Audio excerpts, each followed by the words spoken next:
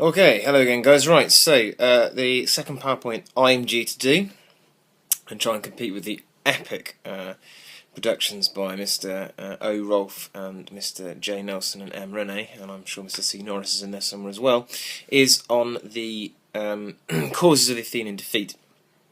Now, what's that? Oh, well, thanks for mentioning it. Yeah, it's just some chocolates that my students got me. I think you'll find that says Hedges the Great backwards.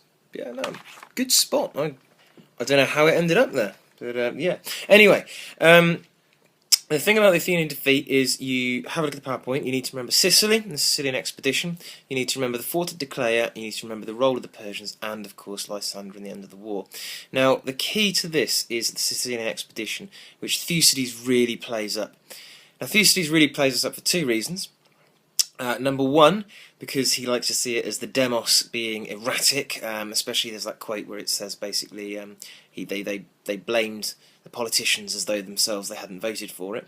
He likes to see it as the inferior leadership of weak people, particularly obviously Alcibiades in this case. Remember, it's the demos that exiles him in 424, led by Cleon. He likes to think of it as irrational, and he goes a bit more pro-oligarchic as a result of this. The second thing you need to bear in mind is that Thucydides is a big fan of Pericles, and Pericles and his strategy would not have involved the Sicilian expedition. So for Thucydides, who dies shortly after he's written this section, although he's obviously writing in 404, for Thucydides this is just an opportunity to really ram home that Pericles' strategy was right, and Athens lost because of the Sicilian expedition. Now, really, the Sicilian expedition is crucial, but it's not the be-all and end-all. Athens lasts, another 6-7 years after the Sicilian expedition. They win some great victories, okay, Argonus being a key example. But they lose so much at Sicily that in the long run it's going to cause their defeat. I mean, the other long-term factor where they lose a lot of people, of course, is the plague. You could also bring that in. So Sicily's good for Thucydides and talking about his reliability. The other factors, really important in terms of key individuals, Lysander and Cyrus and their relationship. And you can compare this. Have a look at the PowerPoint again, there's lots of detail on there. You can compare this to Callicles, if that's how it's pronounced, and the failure he has.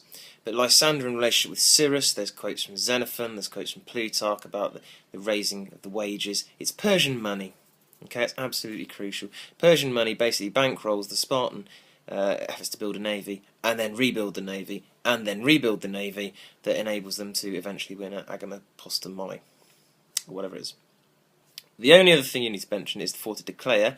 Again, Alcibiades gets the credit for sort of kick-starting the Spartans here in the same way as he gets the credit for getting them into Sicily from Thucydides. And it's really important that you bear that in mind if you're talking about Alcibiades and his importance as an individual.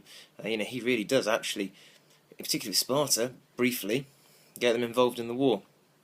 But the argument that you're going to look to pursue in an essay is basically going to revolve around that long-term versus short-term. The key aspect is going to be Thucydides' reliability and or lack of it because of his purpose in this case, and also, very importantly, the role of Lysander, Xenophon writing about Lysander, and of course Xenophon will quite like the Spartans. It's going to be fairly positive. He's obviously exiled from Athens as well. And Plutarch also writes about Lysander, and of course Plutarch's writing, I believe, biographies, not histories, so bear that in mind too. But it's quite a nice topic.